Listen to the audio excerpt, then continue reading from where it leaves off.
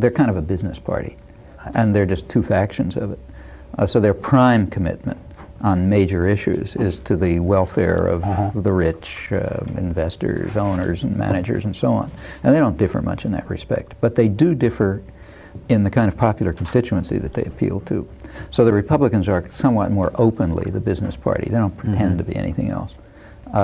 As a result, they don't have traditionally they have not had an easy appeal to the majority of the population.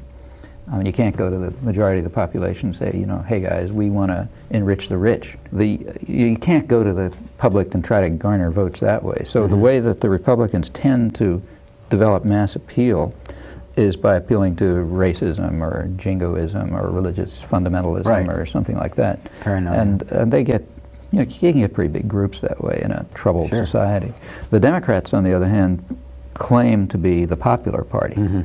Their policies aren't all that different when they get in, but they do appeal to different constituencies. They try to organize, mobilize to vote, not to act.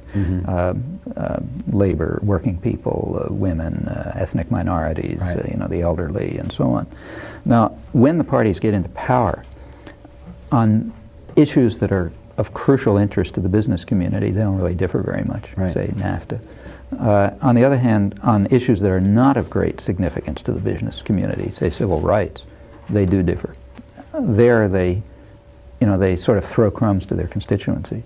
So a Republican administration, as we saw in the last 10 years, is going to be very harsh with regard to things like civil rights. In fact, it's going to be repressive. You know, it's going to introduce censorship, to introduce harsh punishments, to make it difficult, even impossible, sometimes to bring civil rights issues to the courts. It'll restrict the right of free choice for women about abortion. I mean, things like that are the kinds of things you'd expect it to do, given its popular constituency. The Democrats, with their popular constituency, will not do that.